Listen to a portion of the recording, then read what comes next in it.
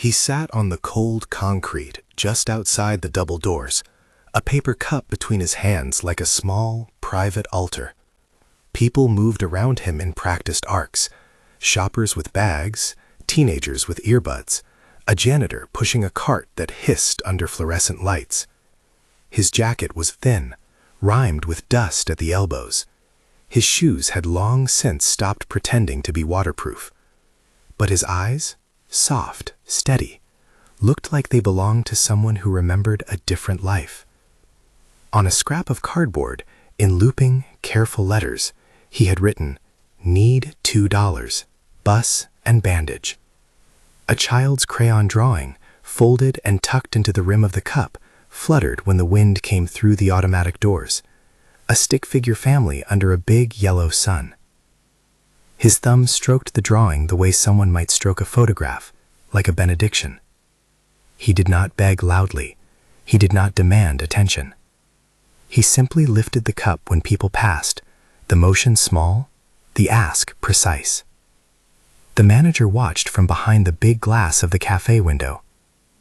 Jenna had been here for 7 years.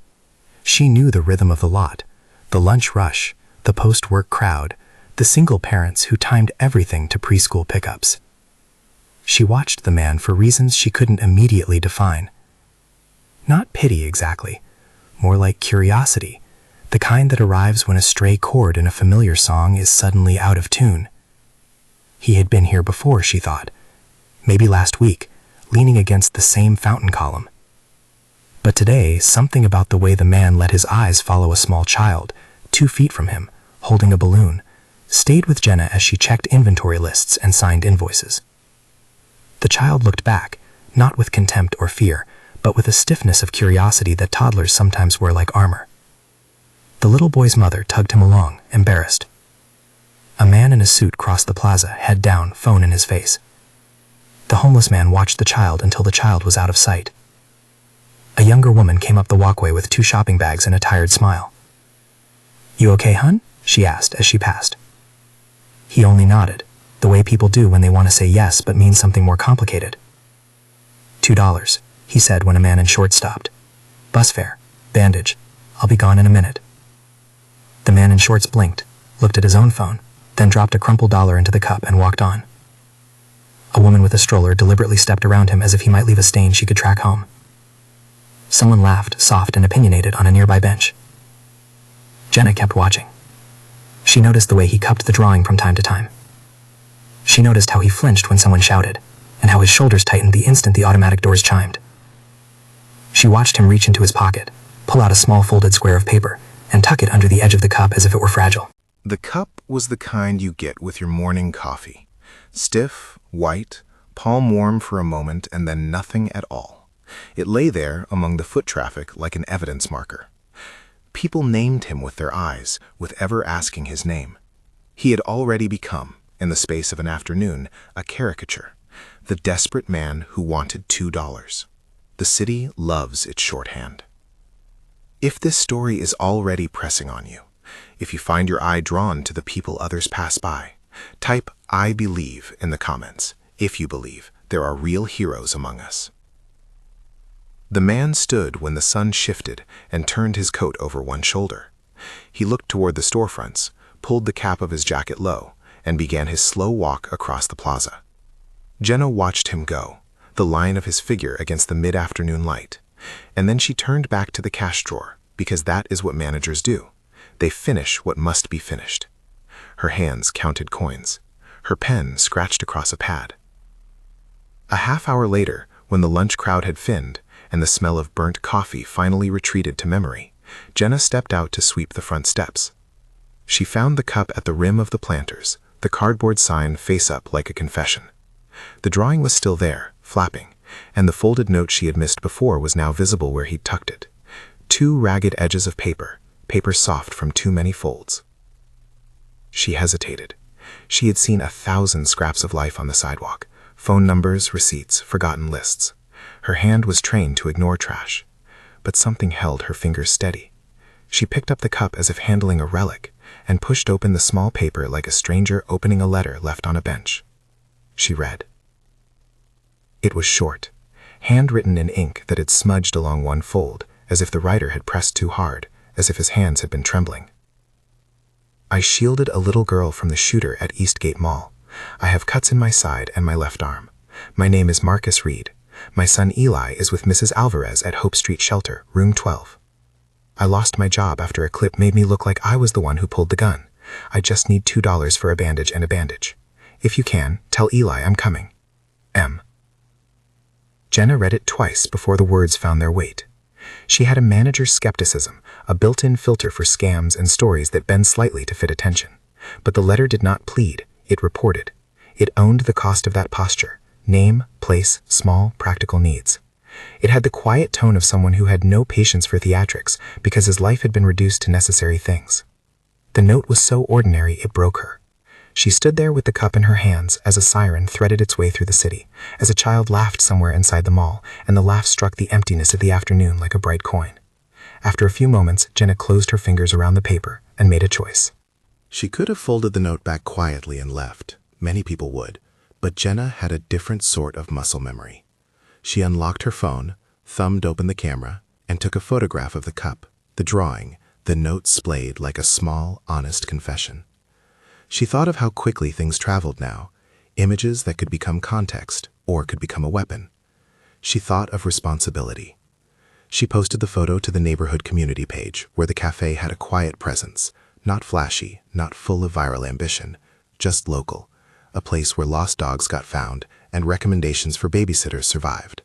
Her post said only what she had seen. This man asked for $2. There was a folded note.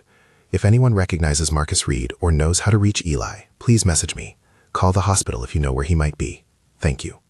She put the cup in the small lost and found bin at the back of the shop and called the non-emergency line at the hospital, more from a sense of routing than from the expectation of breakthroughs.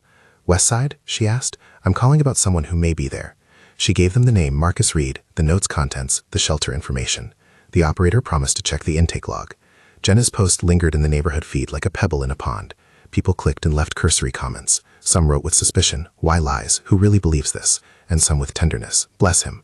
A mom posted that her child's daycare occasionally took kids to the shelter for tour drives. She tagged Mrs. Alvarez, who then messaged Jenna directly. "I know these people." Mrs. Alvarez said little at first, then sent a photo of a small boy in a sweatshirt holding a mismatched sock puppet. The kid's face looked like a smudge of curiosity and bravery. Eli. That was what the boy's teacher called him.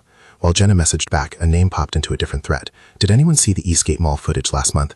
I remember a man with a hoodie grabbing a small kid and throwing himself at something." Someone linked a shaky video. It was short, the kind of clip people clip and clip until context unravels. A crowd froze, a gunshot, a blur. The camera's angle was such that the man's back and the child's face were the only clear things. In the split second people had watched over and over, the man's movement, taken out of sequence, looked ambiguous. For those who watched without searching for context, it looked like an assault. For those who sought context, the man's hand was shielding a small body, his coat pulled over the child's head like an imprecise roof. Comments accrued, some skeptical, some angry. "Seen that clip, looked wrong. Why would someone lie? Always be careful what you share." And then underneath, a comment that cut like a thread. "I was there. He took a bullet meant for my niece." The writer's name was small and not verified, a private account. Jenna clicked. The person had posted 2 photographs, one of a girl clutching a purple stuffed bear, one of a man in a hoodie with a smear of dried blood on his arm. The caption read, "He wrapped himself around our Maddie. I cried afterward. If that isn't a hero, I don't know what is." Some of the first reaction was ugly, memes, snide remarks, but the thread shifted. The photo Jenna had taken circulated into private messages, then into other groups. Someone with a larger reach, a local radio host who liked human interest angles, reposted Jenna's picture with a note. "Heard about this today. Strange how one image can undo a life. Where did Marcus go?" The repost reached a few thousand impressions in the night. It was a small tidal change, not a tsunami, but tides begin with tiny movements. Meanwhile, across town, Marcus had walked until his legs trembled and then sat down again against a brick wall by a laundromat. He was not thinking about virality. He was thinking about a boy who loved pancakes with extra syrup and a drawing of a superhero that did not need a cape because his father's arms were cape enough. He thought of the shelter's fluorescent lights and the way Eli had fallen asleep on a pile of donated blankets, his head heavy with trust. Marcus smelled of antiseptic and old smoke. When he put his hand to his side, the bandage soaked under the thin cotton of his shirt tickled like an insect. $2, he told himself. Bus fare and a bandage. The note was honest because that was the only thing Marcus knew how to be. He did not like to beg. He did not like to be the recipient of other people's discomfort. He preferred work, an honest day's labor for an honest day's pay. But after the video, after the calls dried up, and the landlord left a polite notice slipped under his door, work was a door that had closed and been screwed in place. He thought about that day at the mall, the sound like a dish breaking, the metallic echo that rings through a place until people look for the nearest exit or the nearest someone who knows what to do. A child's scream, quick and immediate, the kind that opens people's chests. Marcus had moved without thinking, like a reflex muscle twitching to a remembered command. He shoved himself between a child and the flash of motion. The powder gun smell had been weird and metallic, like pennies rubbed raw. He had pressed the boy to him and felt the punch of something against his ribs. The world narrowed to breath and a name. He looked up and there was a camera on a shopper's wrist, the phone held awkwardly like a window that only showed a sliver of what had happened. The sliver had been enough. Someone had looped that sliver, edited the moments with quick cuts and captions that suggested intent. The clip made it look as if Marcus had been the aggressor. Within 48 hours, his employer had called him to discuss the matter. Within a week, his name was attached to comments that called him a criminal. Marcus lost his shift work at the warehouse. Without pay, he could not keep the deposits that kept his apartment in a liminal state between belonging and vacancy. The lock clicked, and he became, in a bureaucratic cascade, a man without a place. He had been proud and too private to ask for help from people he had known at the shelter. Most of them had their own impossible days. He did not want to be a weight on anyone. So he took the small humiliations. He sold a watch at a pawn shop that once had belonged to his father. He read the classifieds and called numbers for work that never called back. When the ache in his side worsened, he wrapped a cloth around it and taught himself to sleep through the dull throb. On the third night after his last shift, he woke cold and decided to walk to the bus station. He wanted to find Mr. Alvarez, who worked nights at a diner 3 blocks from the shelter, and who, according to a conversation with a shelter volunteer, sometimes could slip vouchers. But on the way, he saw a child leave the Eastgate Mall with a balloon, and his fists tightened, and something hot rose in him. Not anger this time, but a need to see that that child was safe. He followed at a distance, and then, after the alarm, after the push and the single shot that mapped everything into a noise, Marcus moved because his body remembered the shape of what needed to happen. Now, on the brick wall, the city hummed. A woman walked by with a poodle in a sweater and did not notice Marcus. A teen lit a cigarette and blew smoke into the cold. The laundromat's drum thumped like another heartbeat. Marcus put his hand over the drawing. The tiny picture of a son, the family, a stick figure with a bold line labeled Dad. He traced the word with his thumb until the paper frayed. He did not know Jenna had found the note. He did not yet know that a neighborhood post would pick up an image of his cup and that comments would begin to thread themselves together. Marcus's attention was on a smaller, more immediate thing. Eli's laugh, on a day when pancakes were the whole universe. He pressed his face into his hands and breathed. Back at the cafe, Jenna refreshed the community page every few minutes, like pulling a loose thread to see how much fabric came with it. Messages came in that afternoon from people who remembered the mall and from a woman whose niece had been in the clinic that night. A man who worked security at Eastgate commented, in caps, "This guy saved my daughter." His comment came with a timestamp and a hastily captured post-event selfie showing a man in a hood, a small girl, and a blurred patch of red. The comment's tenderness was practical. He included an email address for the child's mother, lucyreyes86@gmail.com. Jenna sent a private message. "Could you tell me more?" she asked. The security guard, Tomas, wrote back immediately. He dropped his body over the kid. He took a hit. He didn't look like a hero in that clip because it got cut. I shouldn't be saying this, but if anyone deserves help, it's him. The thread swelled. A woman posted that she worked in human resources at a local nonprofit. She wrote, "I'll call around." A man with a blue checkmark commented, "I'll share this on my feed." Suddenly there were messages about petitions and resources and offers, donations, a volunteer with a truck offering to drive someone to the shelter. Jenna felt her phone buzz with each ping like a pulse. She sat on the stool behind the counter, the cafe's fluorescent light a cool rim against her skin, and watched the tide she had not meant to steer begin to rise. Meanwhile, the initial anger that had accompanied the first viral clip did not vanish at once. There were still those who watched only the edited sliver and judged. They posted angrily that people should not be celebrated without proof, and some accused Jenna of stirring trouble. Jenna's chest tightened in a familiar, managerial way, always balancing safety with risk, kindness with liability. But she had read the note. There was a name, a child, a shelter. There was specificity. She could not return to indifference. On her lunch break, she walked to the shelter address in the note to try to find Eli. Hope Street Shelter was a converted community center 2 blocks from the train tracks. It smelled of disinfectant and popcorn from the machine in the corner, an atmosphere welded from the memory of snack time and sobering things. Mrs. Alvarez sat behind a reception desk that had seen many stories. Her hair was in a gray bun, her hands folded over one another, and when Jenna mentioned the name, Eli, Mrs. Alvarez's face did not scramble for detail, but settled. "He's here," she said. "Room 12 is a shared space with 3 beds and a knife fight shaped like a dinosaur." "He's small," she said. "He likes superhero blankets and would trade his last cookie for someone to read him a story." "Is his father—" Jenna began. "Marcus?" Mrs. Alvarez asked, and the question was almost a laugh in itself. "You cannot keep these things separate in the shelter." "We thought the father would be back after the incident," she said. "We all hoped. Kids ask about their parents. We tell them when we can. He told Eli he'd come back." Jenna pressed her phone to the wall of the shelter, showing Mrs. Alvarez the photograph of the cup, the note. Mrs. Alvarez's hand went to the small chest at her side where she kept a stack of paper cups, flyers, and a list of local services. "We never got a note," she said softly. "Not like that." A few minutes later, Mrs. Alvarez called Eli in from the back room. He came out with a superhero blanket around his shoulders and eyes like a sheltered sky. He saw the picture on Jenna's phone and cocked his head. "My dad," he announced, as if stating something that might be obvious only later. He squinted at the drawing on the screen and then at Jenna. "He likes pancakes," Eli said, a fact of practical import, as though the world might be fixed by syrup. Jenna thought how small facts sometimes carry the weight of truth. She tucked her scarf tighter and wrote Marcus's name down again. She asked Mrs. Alvarez if Eli wanted Jenna to message him if anyone found Marcus. Eli nodded without hesitation. "Tell him I have pancakes," he said. "I saved a cookie for him." The morning everything shifted toward Marcus could have remained a quiet, tender thing between a manager, a child, and a shelter worker. But the internet does not do quiet for long. At dusk, a shaky video resurfaced with a new caption, "Context Matters." This edit stitched together more footage from the day of the mall incident, security cameras that had been overlooked, an extra clip from a bystander who had turned his phone the other way and caught the entrance before the shot.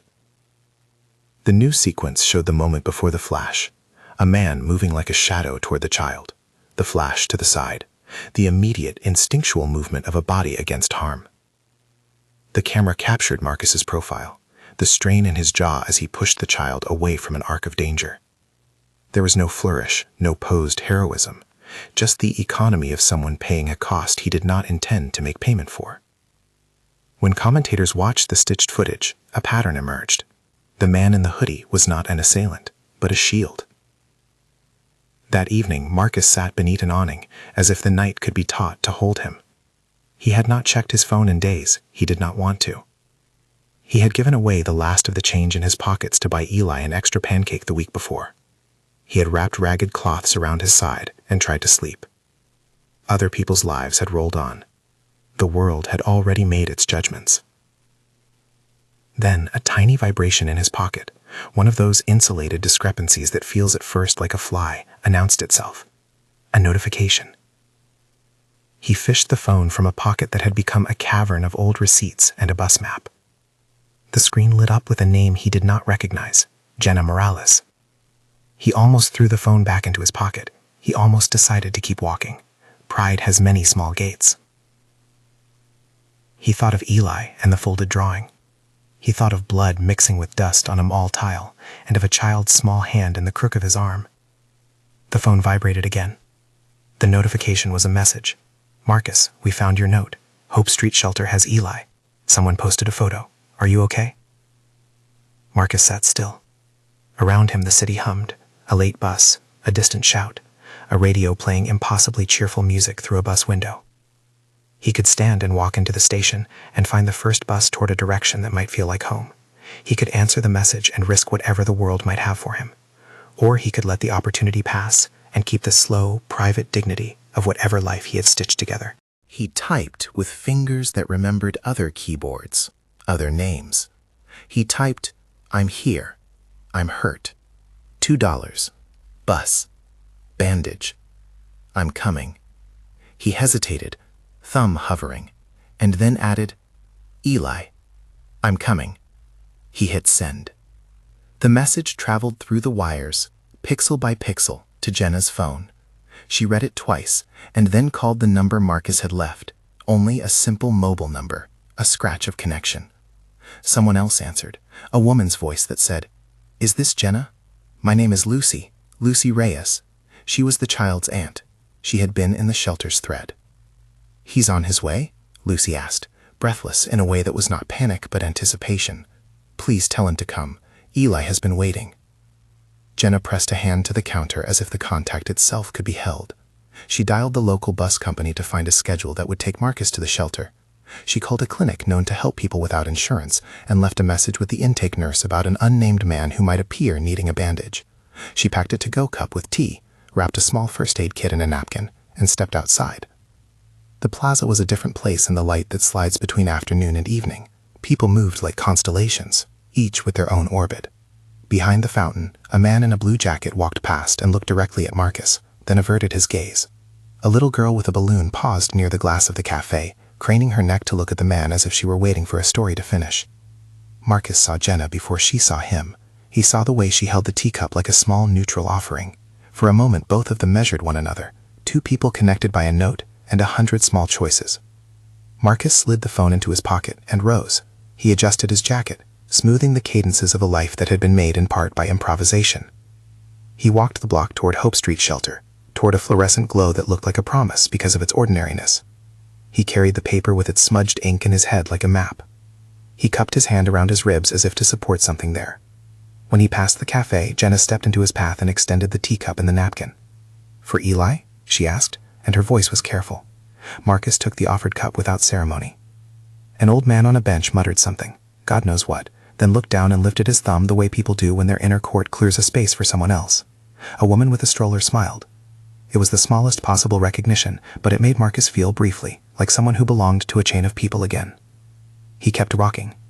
By the time he reached the shelter store, his steps had steadied. He pushed inside, and the smell of popcorn and disinfectant wrapped around him. Eli had been told to wait. The boy peeked from the doorway before Marcus reached him. Marcus crouched, and there was that small, enormous moment. A child's face recognizing the shape of his father. Eli ran and flung himself into Marcus's arms before Marcus had the chance to choose the words to say. His son's arms were startling in their trust, a weight carried without calculation. Eli pressed his small cheek into Marcus's chest. "You came," he said simply, as if the world had been holding its breath and now could exhale.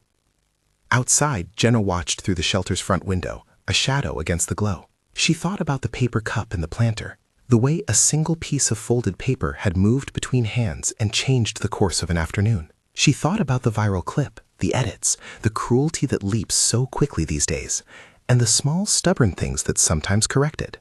A note, a photo, a child's voice, a manager who chose not to look away.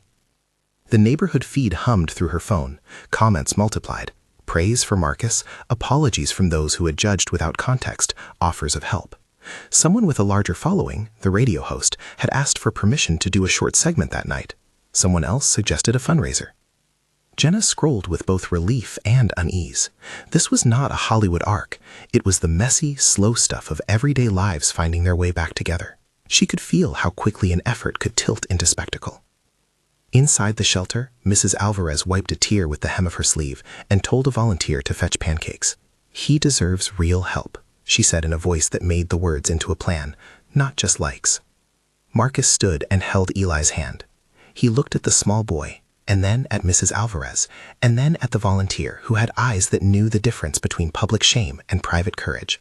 Marcus's jaw flexed. Whatever had been lost in the months before, the job, the apartment, the sense of straightforward days, had left him with a stubborn kernel of something that would not unlearn how to put a child first. He had tried to explain to himself that his pride would be his own salvation, that he could survive on the margins without asking to be placed back into the center of somebody else's charity. But someone had left a note in his cup that named the cost and the aim and the child waiting, and suddenly the bars of his private dignity felt less like guardians and more like grates he wanted to step through. Outside, Jenna posted one more short update. Marcus Reed is on his way to Hope Street Shelter. Eli is here. Thank you to everyone who reached out. Please, if you can help in a practical way, bandages, bus fare, a warm meal, send me a message and I'll coordinate. Her post received a flood of messages, some offers, some questions about Marcus's past, some candid from people who had once been in similar places. She had expected gratitude. She had not expected the rawness of so many people's private stories waiting in comment threads, ready to pour out when given a safe space. She answered what she could and called the clinic again to confirm they had a nurse on standby. She told herself she would not let the story become a novelty. Night came on, and the city's bright obligations blinked into steady light. Marcus and Eli sat at an old folding table in the shelter's common room and shared pancakes that tasted like the world's simplest generosity. The drawing Eli had tucked into Marcus's pocket was smoothed flat and thumbed again. Marcus traced the stick figure labeled Dad until the ink gave into the papery surface, then looked up when Eli spoke in the kind of childish, absolute way only children can manage. "You saved a girl," Eli said, a matter-of-fact statement. "No," Marcus said, "I didn't." "And you promise you'll come back tomorrow?" the boy asked. Marcus nodded. "I promise." He had not told Eli everything. He had not spoken of the video edits, or the calls that had stopped coming, or the landlord's note. Those conversations would have to be somewhere between the edges of this night and tomorrow. Promises, after all, had to be kept in small increments. One bus fare, one bandage, one job application at a time. In the days that would follow, Jenna's post would be shared by people who meant to do good, and some of those shares would carry the stray cruelty that accompanies public attention. The edited clip would be scrutinized and then re-examined. Offers of help would arrive, and some would be practical and tangible, and others performative. A local company might offer Marcus a short-term day labor stint. A nonprofit might offer counseling and help with job applications. All of these were possibilities, none of them magic. For now, as the night settled into the shelter's routine of low voices and the soft whisper of blankets, Marcus closed his eyes and felt the weight of his son's small body against his chest. The paper cup he had left outside the cafe was a tiny archive on Jenna's phone. The folded note lived now in other people's minds as well, as a margin of the neighborhood feed. A simple request for $2 had done what stories sometimes do when they are honest. It made people ask questions they might not have asked before. From across the table, Eli drew a hero with a big sun. He handed the page to his father like a passing off of responsibility and hope. Marcus smoothed the drawing and placed it in his jacket over his heart as if to keep it warm. Outside the shelter, the city's lights marched onward. Somewhere, the man who ran the viral page that had once misconstrued allusion recorded a short apology that would gather some likes and fewer deep breaths. In a living room a few neighborhoods away, a woman who had once believed the clip watched the new footage and felt something change in her chest. She typed, "Sorry," into the comments and hit post. The small acts began to amass. Phone calls made, hands extended, a coffee given with no comment. It was not a rescue so much as a net woven slowly under a falling person. It was not all of the answer. It was the first few stitches. And as the night folded, Marcus slept with the drawing under his pillow and a small, quiet assurance that tomorrow he would stand up for his son again. The world outside would keep speaking in hurried, prone ways, but somewhere in the plaza, a cup lay empty in a planter, its paper rim stained with the imprint of a simple truth. He had not asked for much, only the chance to be on his feet again. The days that followed folded into a routine of small, decisive actions. The neighborhood feed buzzed like a living thing, messages arriving, offers of help, apologies typed and retracted. The anger that had greeted that earlier clip softened for many, replaced by a slow, corrective curiosity. People dug for more footage. They rewound security cams, hunted for witnesses. A local journalist called Jenna asking for an interview about how a single scrap of paper had shifted the story. Jenna answered plainly. She had seen a man, a folded note, a child waiting. Simple facts, she said. The journalist loved simple facts. Marcus watched none of it at first. The shelter's fluorescent hum had become a small second home, and for a while it was enough. He spent mornings filling out paper applications at a table where the light made everything look as if it were being remade. He filled in boxes with the same steady, careful handwriting the note had carried, the names of places that might take him back to work. He took walks with Eli in the late afternoons, letting the small boy's exuberance show him a city he had stopped looking at with hopeful eyes. A mural someone had painted on a building, a stray dog curled on a stoop that looked content, a bench that caught the sun in the exact right way. Offers kept arriving. Some were practical and immediate. A donor left an envelope at the shelter with cash for bus fare and a voucher for a free medical visit. A community center offered Marcus a place in a job readiness program. A local moving company, the kind that mostly staffed their vans with day laborers, messaged Jenna offering a day-long tile job, manual, steady work that paid by the hour and needed bodies that could be taught quickly. Marcus had done warehouse work before. His hands remembered the rhythm of boxes and straps and the honest fatigue at the end of a shift. Other offers were softer, less transactional. A retired nurse offered to check the stitches in his side. A teacher from the community college said she could prep him for a GED test. Someone with a ceramic kiln offered to teach him pottery as a way to steady his hands and give him something to come back to when he wasn't working. The range of help made Marcus uneasy. He did not want charity aired like an achievement. He wanted to work. He wanted to build again in increments that his dignity could hold.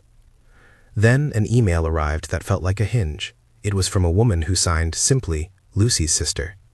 She said Lucy, Maddie's mother, wanted to meet, and that there were people who wanted to do more than donate. They wanted to make a stable offer. A position at a small logistics firm they ran with a partner. A steady 8 to 5 with on-site supervision. Benefits that could be accessed after a probationary period. It was not a grand rescue. It was a job with predictable shifts and the kind of stability that arranged rent checks and let a person imagine returning to an ordinary life. When Jenna told Marcus about it, she did so in the shelter's community room, where the light fell warm and Eli was absorbed in a book about trains. Marcus folded the paper and smoothed it across his knee, the way he smoothed down bedsheets, slow, deliberate. "It sounds decent," Jenna said. "They're asking if you'd consider a trial shift. No cameras, just work." Marcus's laugh was short, almost bitter. "You think they'll still want me once they hear who I am?" "People who reached out already know you as Marcus Reed," Jenna said. "They know what you did." He looked at Eli, reading with his tongue poking out a little, the child's concentration like a lighthouse. Marcus swallowed. Pride, he thought, had been a refuge until it became a cell. He had been teaching himself to survive in a way that kept him from asking for something that felt like charity. The job, though, steady pay, a chance to build, felt different. A possibility, not a favor. "Let me think," he said. Eli, overhearing, closed his book and looked up. "You promised pancakes," the boy reminded, as if the universe might be fixed by the caloric certainty of breakfast. Marcus smiled, that quiet, private thing that had no need of applause. When he left the meeting with Jenna, he felt the tug of choice in his chest and the old ache at his side like an animal settling into its cage. He walked folded paper in his pocket and watched people go about their lives, some still glancing at him with curiosity, some with the discomfort of having to admit they were wrong. The day of the trial shift was a wet morning. Rain made the streets reflective, glassy. Marcus found the logistics firm's loading dock and followed a foreman named Luis who wore gloves that had been patched many times. Luis showed him how to lift, how to secure a load, the little tricks of the trade. Plant your feet, breathe with the movement, let the belt do the work. The first hour was awkward. Marcus's side tightened under a sudden jolt when a crate shifted. He breathed through it. The foreman watched him, not with pity but with the practical appraisal of someone who wanted to know if a body could meet a job's pace. By the third hour, a rhythm set in. Marcus's hands moved the way they had in the past. Little triumphs arrived. A crate fastened without fuss. A route completed. A truck loaded onto its liftgate. The foreman nodded in ways that meant acknowledgement, not gratitude. Marcus liked that. Gratitude with no strings, simple competence recognized. Word from the neighborhood continued to ripple outward. A morning radio segment invited Jenna, and tentatively, Marcus, for a short on-air conversation about the blurred clip and the power of a single note. Marcus agreed only after Eli, who had heard him on his phone the night before, insisted, "You should tell them what happened." The idea of a microphone made Marcus's chest feel exposed, but telling the truth felt less like exhibition than it did like setting things straight. On air, Marcus's voice was low but steady. He said what had happened that day in the mall. A flash, a child, a body between harm and that child. He did not dramatize. He said he had been hurt. He said he had a son waiting at the shelter and that he had lost work because a clip had been cut. He said he was trying to make a life again, piece by piece. Listeners responded. Messages came pouring into the station, some to apologize, some to question, some to offer a hand. A local bakery owner, the kind who showed up early and knew everyone's coffee order, offered Marcus a morning shift that would let him be home by noon to be with Eli. It was small and steady, and it meant a place to learn a trade. The logistics firm offered him a part-time route that would soon become full-time if he wished. The more tangible help arrived from the nonprofit that had been watching the thread. They offered Marcus transitional housing, a one-bedroom unit and a program designed to help people stabilize with case management and employment services. It was not luxury, it was a door and a lease with a supportive hand to help him set up a bank account and receive mail. They insisted on an intake meeting and on Marcus's consent for casework. He bristled at the word casework, but accepted. In the weeks ahead, it would prove steady scaffolding rather than intrusion. Still, choices remained thorny. Marcus's pride pulled him one way, caution another. He worried about what it meant to accept help in public. He worried about whether people would see him as indebted or ungrateful. He worried he might let the attention swell him in ways that would not last. He had guarded himself with anger before. Now he had to decide whether to let other people in. The evening he signed the lease for the transitional unit, Eli sat on a small cardboard box and licked a popsicle, the juice running in 2 steady rivulets down his chin. Marcus stood in the new place and let his fingers trace the outline of a window frame as if to test whether it was real. The unit smelled of new paint and possibility. It came with a key. He turned it over in his palm. The key felt weightier than it should have. "Do you want to sleep in your own bed?" Ellie asked with the decisive simplicity that children have. His voice expected an answer that would settle into tomorrow like a blanket. Marcus thought of nights on benches, of the way Ellie had fallen asleep in shelters on a mound of donated blankets, of the small humiliation that had become part of their daily vernacular. He thought of the note he had tucked into the cup, of how that small, ordinary honesty had become the hinge for everything that followed.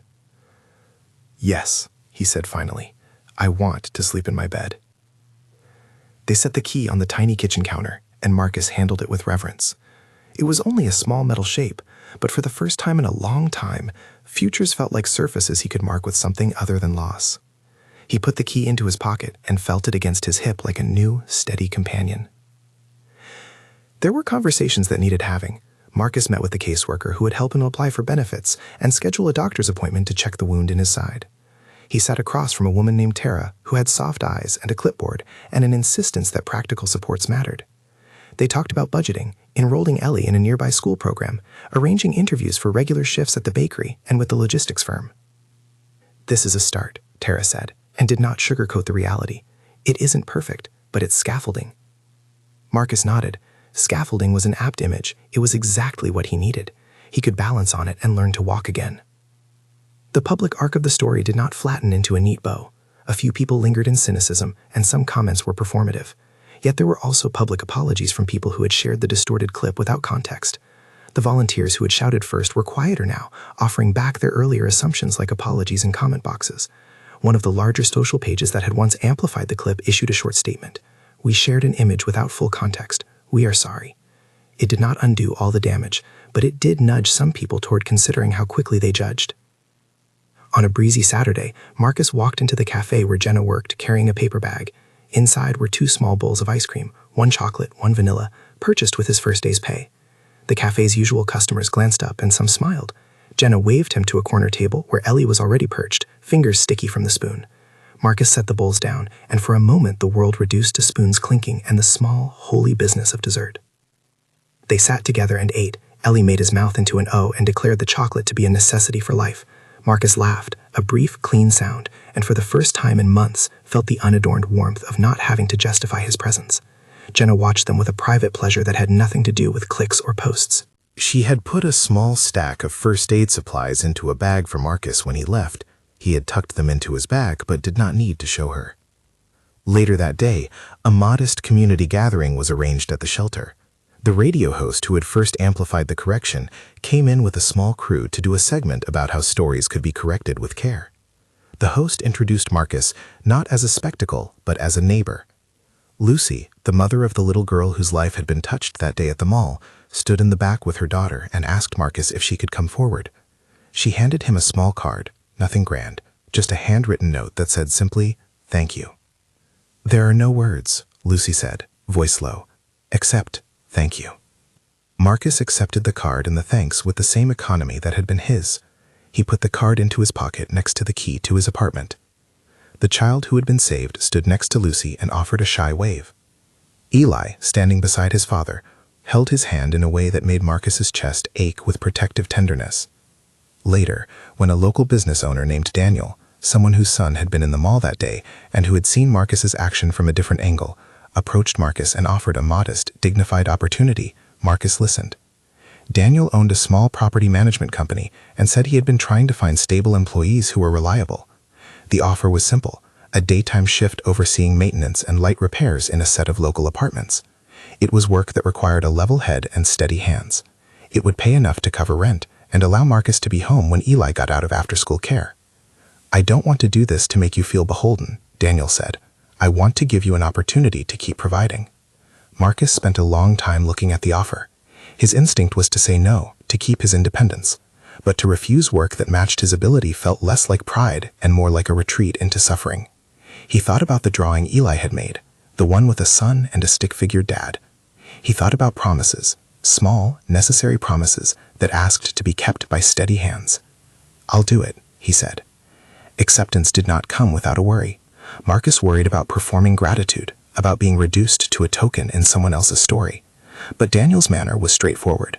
The man treated Marcus exactly as he would any other hire. Paperwork first, then a start date next week. No cameras, no fanfare. When Marcus gave Eli the news, the boy shouted so loudly the shelter's volunteer looked over and smiled indulgently. "Pancakes tomorrow," Eli announced, as if the arrangement of life could be sealed with syrup. The hard stitches of the next weeks were in the quiet work of rebuilding. Marcus learned to manage his schedule. Shifts at the bakery early in the morning, doing property work later in the day, filling in with the logistics firm when needed. There were enough hours to make rent and to keep a small grocery list. He learned how to fill out a timesheet and how to give a landlord's reference. He made mistakes and fixed them. The side that had been injured ached on damp days. He kept his appointments with the nurse and practiced the slow patience of a man reshaping a life. Through it all, Jenna remained a quiet, practical presence, the manager who had lifted a cup from a planter and read a note. She would stop by with a thermos of soup or a spare pair of gloves, never demanding gratitude. Marcus came to know her visits as a kind of steadying force. She never offered to be a saint. She offered to be present. The public attention dimmed, as it always does, allowing the small, everyday work of living to take the foreground. People still nodded when they saw him in the neighborhood.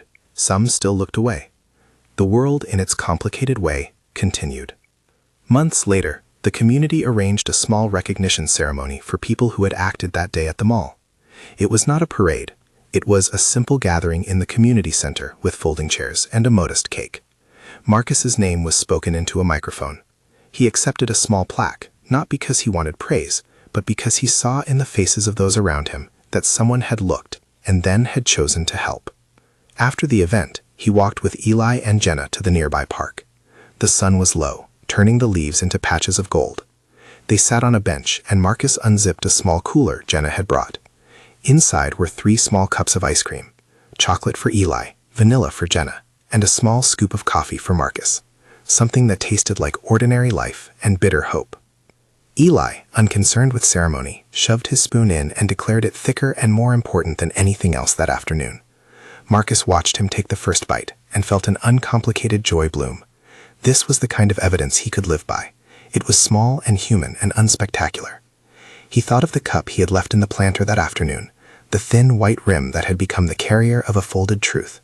He thought about the note itself, small handwriting, smudged ink, the kind of honesty that asks for a bandage and a bus fare. It had been a narrow, precise plea. It had not asked for praise. It had only asked for a chance. Jenna watched him watch his son, and then reached into her pocket. She held out a small key on a plain metal ring, Marcus's new apartment key, which she had kept after helping him move in the first boxes on move-in day. Marcus took it and turned it over, feeling the grooves with a steadying reverence. He slid it into his hand and then handed it to Eli, who, with the gravity of a small person who understands ritual, looped it around his own finger and then handed it back. "It's ours," Eli said, the simplicity of his statement making the word anchor. Marcus nodded, letting the words settle into him like a new breath. The plaque warmed his public record, but more than that was the steady list of things he did now. Showing up for shifts, signing a child's school enrollment form, making a dentist appointment, answering a neighbor's knock with a willing hand. Each small item stitched his life in ways that were not spectacular, but were true. On their way home, Marcus and Eli stopped at the small planter by the cafe. The cup that had once sat there was gone. In its place, someone had left a small seed packet and a note that read, "Thank you for reminding us to look." Marcus touched the edge of the planter as if to read it again. He thought of how easily lives can be folded into caricatures and how fragile the bridge between assumption and truth could be. He thought of the small things that had held him, a folded scrap of paper in a cup, a manager's unwillingness to ignore it, A child's small truths, strangers who turned into neighbors. It had not been a single grand act, but a series of choices, some public, some private, that had created room for repair. That night, as Eli slept peacefully with the drawing of the sun tucked under his pillow, Marcus sat on the edge of the bed and turned the key in his hand. He set it on the nightstand next to the note Lucy had given him and the card that said simply, "Thank you." He breathed a long, careful breath and let it out slowly. Outside, the city hummed. Inside, a man who had once asked for $2 now had a small life taking shape. He had not been redeemed by spectacle. He had been given opportunities to work and keep his dignity. He had been shown that a single honest note could move an entire neighborhood, that people could choose to see instead of turning away. In the mornings, he still hummed when he made pancakes for Eli, a ritual that became a tether. In the afternoons, he still walked puddled streets with his son, sometimes pausing to help someone carry groceries, sometimes being helped in turn. The key remained, a small metal promise that futures could be ordinary and real. It had started with a cup, a folded paper, and the ask, "Need $2, bus and bandage." That quiet note had been enough to shift a narrative and open a door. A community had rallied, not to put him on a pedestal, but to place a hand under someone falling and offer a steadying lift. If the world had learned anything from that small, lopsided story, it was this. Compassion does not always arrive as spectacle. It often comes in the form of someone choosing to read a scrap of paper and then doing what they can. A $2 request had revealed a story of courage and, in the way of honest things, changed a life. If this story moved you, consider sharing it. Let someone else be reminded that small acts of attention can do the work of repair. Subscribe for more stories about ordinary people holding one another up.